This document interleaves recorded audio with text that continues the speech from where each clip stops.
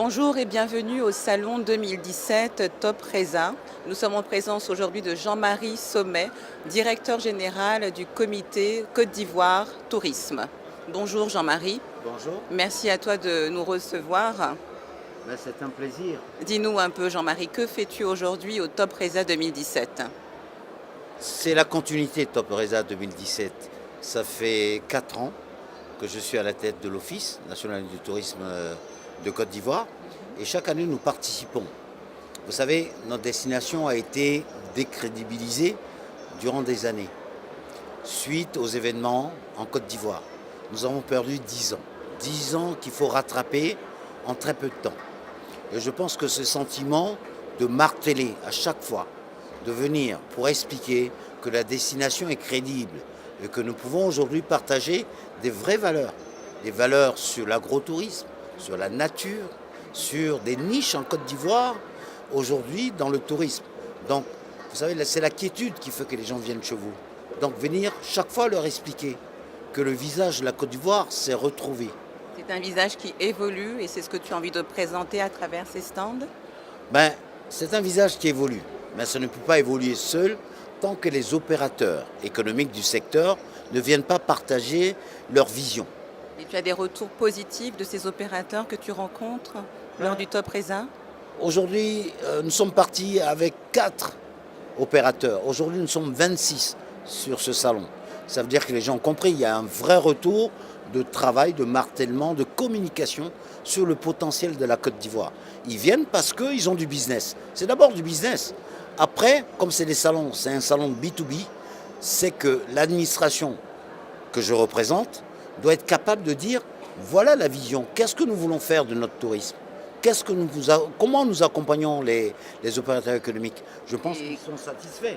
Ils sont satisfaits, mais à cette question, que souhaites-tu faire de ce tourisme que tu représentes aujourd'hui?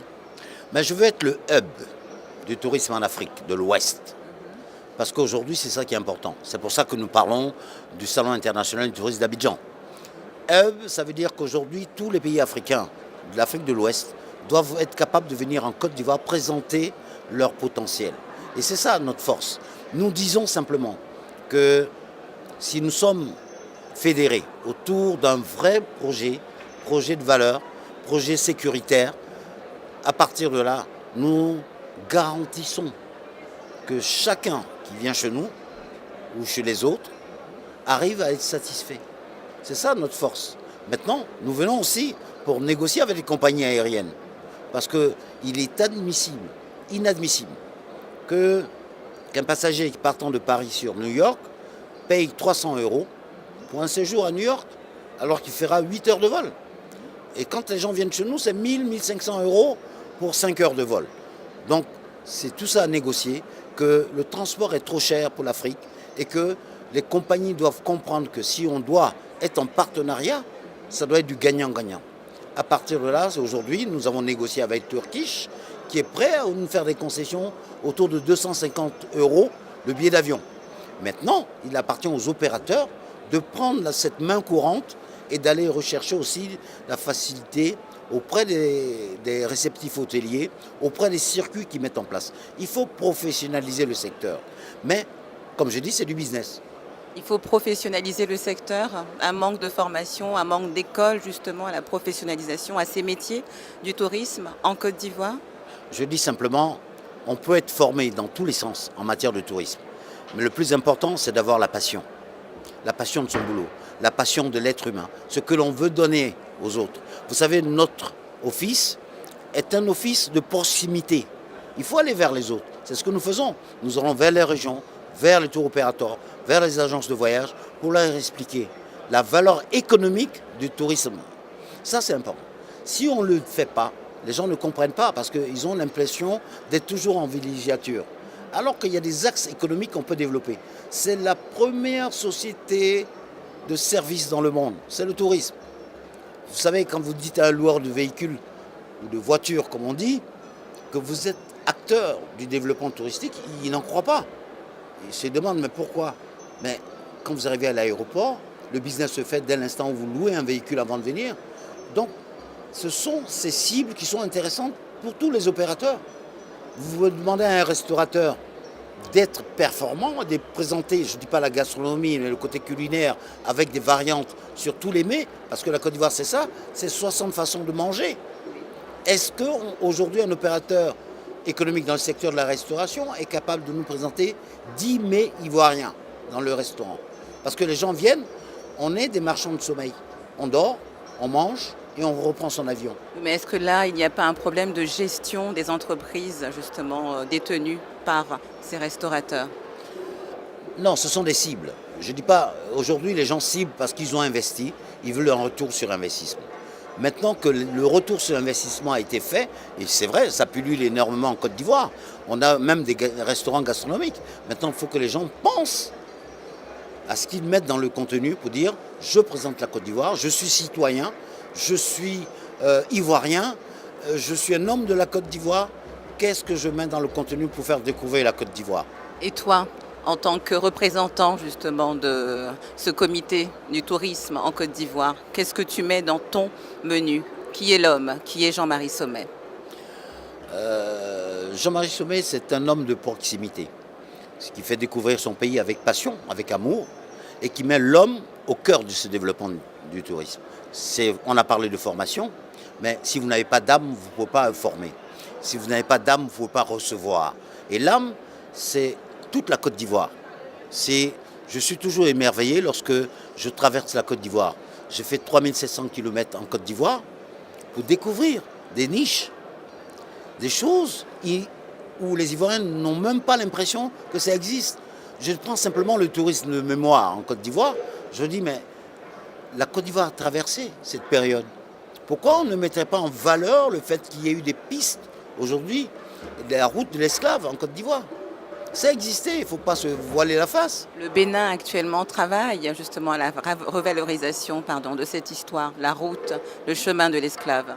Mais le Bénin, le Ghana c'est 57 milliards par an de recettes par rapport à cela.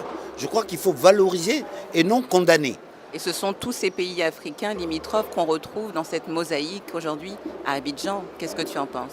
Ah mais bien sûr, je pense que nous sommes tellement cosmopolites au niveau de la Côte d'Ivoire qu'il faut profiter de cela. Le Sénégal en profite, le Bénin en profite, le Ghana en profite. Et en Côte d'Ivoire, on a l'impression que c'est un vent, c'est une petite tempête qui est passée. Mais ça a existé, ça fait partie de notre histoire. Et les gens ont envie de se retrouver. Les Américains ont envie de retrouver leur origine. Et ça existe en Côte d'Ivoire. Je pense que le ministère de la Culture a fait un bon travail aussi pour Kaga-Niazé, une ville en Côte d'Ivoire où c'était un passage obligé pour les esclaves. Ils recevaient la purification du marigot avant de partir. Et c'est ça, aujourd'hui, c'est toute cette histoire. Donc nous avons un tourisme non seulement de mémoire, mais nous avons intérêt à mettre l'émotion dans ce tourisme. On va aujourd'hui pour avoir des sensations, des émotions nouvelles, fortes. Et c'est comme ça qu'on voyage aujourd'hui. On ne va pas pouvoir des buildings, on ne va pas pouvoir voir comment votre pays a évolué, s'il y a un immeuble de 30 étages. Non, les gens, ils ont ça chez eux. Donc tu parles là d'une identité qui serait propre à la Côte d'Ivoire, qui permettrait et qui te permettrait à travers ton comité de te démarquer de la concurrence? Je me démarque tout seul. Je me démarque parce que j'ai beaucoup à offrir. J'ai des niches à offrir. Quand je dis les records du monde de pêche sportive, c'est la Côte d'Ivoire, c'est la pêche au merlin bleu. Quand je dis il y a un retour des éléphants dans le parc de la Comoé, c'est le 5e parc au monde avec 1 500 000 hectares, je dis, je suis dans la réalité. Il y a un retour d'apaisement parce que les éléphants viennent et procréent dans ce parc. Quand je dis les buvales existent en Côte d'Ivoire, ce sont les plus hautes antilopes dans le monde, je dis, ça revient. Je dis, il y a de quoi. Quand je dis qu'il y a le parc de Taï, c'est à la fois cette découverte proche de l'homme, les chimpanzés les plus intelligents au monde qui utilisent 12 outils dans leur vie au quotidien, je dis, je suis dans le vrai. Mais j'ai un tourisme qui est nature, qui est proche et qui est à la fois de la proximité. Donc ce sont ces échanges. Je veux voir des buffles, j'irai là. J'irai dans la forêt de Taï. Je veux voir la culture, je traverse toute la Côte d'Ivoire de nord au sud, de l'est à l'ouest et au centre. Je verrai la culture. J'ai 60 façons de parler, j'ai 60 façons de manger, 60 façons de m'habiller. Et encore, je suis modeste quand je le dis.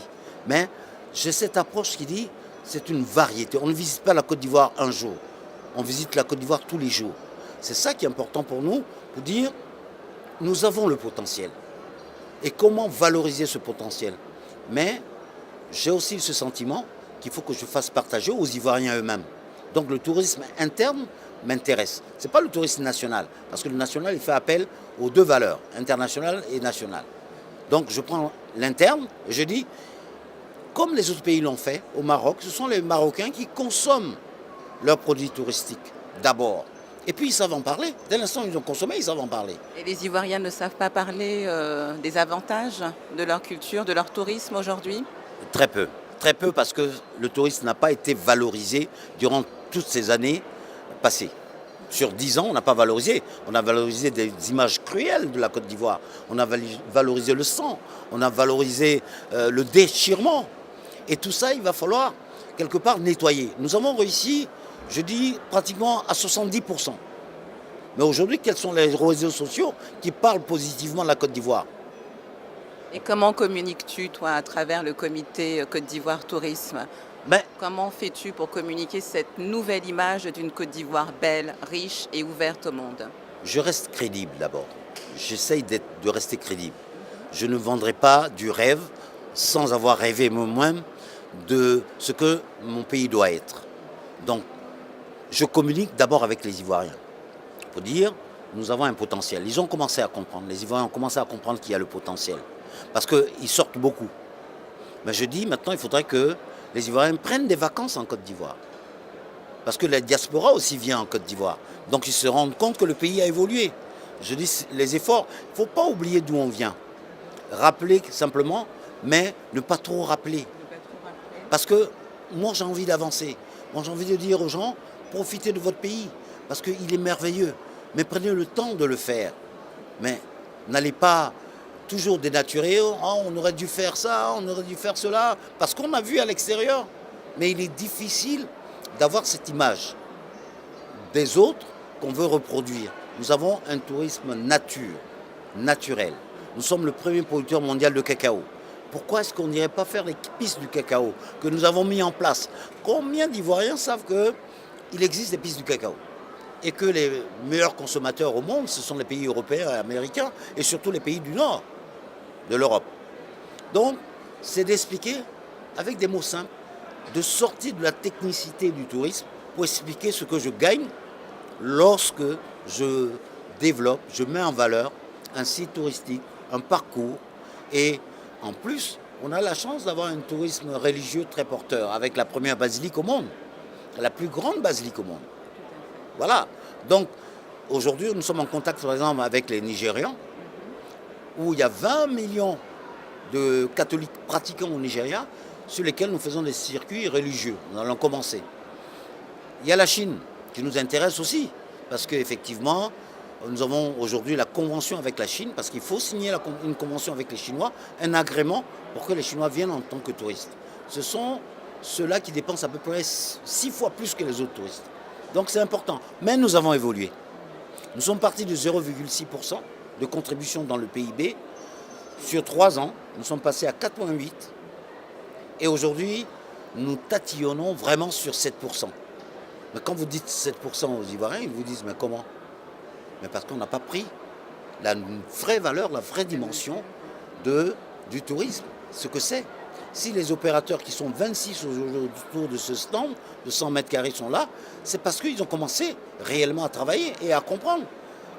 Vous savez, nous sommes un peu comme les Français. Hein. On ne parle pas beaucoup d'argent. Quand on en gagne, on n'en parle pas. C'est surtout quand on en gagne. Surtout pas. les anglophones qui parlent beaucoup d'argent. Bien sûr. C'est ça. En France, on dit, est-ce que vous avez l'argent? Ils vous donnent le montant de leurs impôts. Je dis, bon, je paye 150 000 euros d'impôts par an. Donc vous situez à peu près le revenu. Chez nous, en Côte d'Ivoire, on dit, oh, ça va aller. Il y a une pudeur face à ça. Mais bien sûr, il y a une pudeur parce qu'effectivement, il y a beaucoup de gens qui sont pauvres aussi, il faut le dire. Et lorsque vous annoncez des chiffres, mais ils sont perdus. Dès l'instant où vous parlez de milliards aux gens, ils sont perdus dans vos chiffres. Du domaine du rêve. Bien sûr, mais quelque part, nous sommes là pour le rêve aussi. Mais le rêve vrai. C'est-à-dire, vous ne rêvez pas debout. Vous rêvez en vous disant, waouh, c'est ce mot magique qui fait que on dit simplement, il y a des chimpanzés, il y a des éléphants, il y a des rhinos. Il y a de très belles forêts. Je vais te prendre au mot, on va dire waouh, parce qu'on va aller vers l'image. Et devant quelle image nous trouvons-nous actuellement? Ben écoutez, on a plusieurs images. Aujourd'hui, on est sur 4 images que nous mettons en valeur. Le parc national de la Comoé, je disais le 5e parc au monde, où il y a le retour des éléphants en images, 1 million, plus d'1,5 million hectares. Aujourd'hui, on est dans cette zone-là. Le retour des éléphants, le retour des biches, le retour des buvales, les antilopes les plus hautes dans le monde d'ailleurs, les plus grandes, très belles. Très belles antilopes. Très belles antilopes. Et on a effectivement, ça c'est du côté d'Abidjan, le parc national de la Comoé, où des essences rares existent dans ce parc. Et surtout, c'est le poumon de la ville d'Abidjan. Vous savez, aujourd'hui, ce parc se concentre sur tout ce qui est gaz carbonique, de récupère. Et c'est pour ça que la ville d'Abidjan n'est pas polluée. Bon, il va falloir faire attention parce que ça aussi, c'est important d'avoir un environnement sain. Et dans ce parc, effectivement, il y a cette possibilité de voyager et de respirer. Comme on dit, un environnement sain dans un corps sain. Dans un corps sain. Le corps de la Côte d'Ivoire doit rester sain. On peut faire effectivement du footing, de la balade. Et ce choix en termes de communication, c'est le tien, cette image? Elle montre une Afrique sans couleur de peau, une Côte d'Ivoire qui s'ouvre au niveau de son tourisme au monde. Oui, bien sûr. Parce qu'on a cette approche ici avec le parc national de Taï, où effectivement ces images, ce sont des tours opérateurs qui sont venus, des journalistes, et nous avons visité ce parc avec eux, et ils ont vu les chimpanzés les plus intelligents au monde. Donc ils ont découvert des choses extraordinaires où des espèces sont en voie de disparition, telles que les hippopotames nains. Les hippopotames nains. Ça n'existe presque plus dans le monde. Et là, c'est avec la coopération, je dirais la coopération allemande, que ça se passe. C'est pour ça que ce parc est préservé, patrimoine mondial de l'UNESCO à ce jour. Toujours en accord et en collaboration avec les pays du monde. Bien sûr. Ton dernier mot, Jean-Marie Sommet. Je rêve. Mais je rêve dans la réalité. Je rêve pour que mon pays soit le plus attractif possible. Une diversité touristique à échelle humaine. L'homme est au cœur de ce développement pour moi. Sans les hommes, sans l'Aquaba, la Côte d'Ivoire n'existe pas. Il faut aller dans un tourisme de proximité, expliquer aux gens que tout le monde est acteur de développement et qu'il y a un retour sur investissement. À partir de là, la Côte d'Ivoire, elle ne restera qu'aussi belle, toujours aussi belle. Aquaba, Politique Éco, nous étions avec Jean-Marie Sommet, directeur de Côte d'Ivoire Tourisme. Merci Jean-Marie. Merci.